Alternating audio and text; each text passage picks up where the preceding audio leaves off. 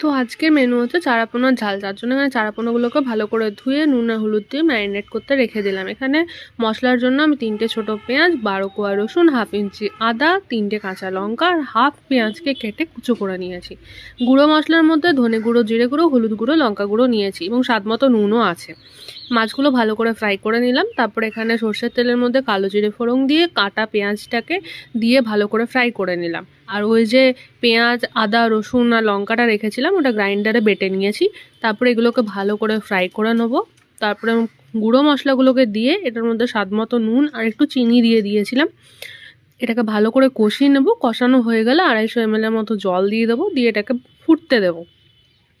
এটার মধ্যে একটু ধনেপাতা দিয়ে দিয়েছি। তারপর এটাকে ঢাকা দিয়ে দেবো। যতটা দরকার জল যখন মরে যাবে তখন গ্রেভিটার মধ্যে মাছগুলো দিয়ে আবার 5 মিনিটের মতো ঢেকে দিলেই আমার চারাপোনার ঝাল রেডি। গরম গরম ভাতের সাথে দারুণ।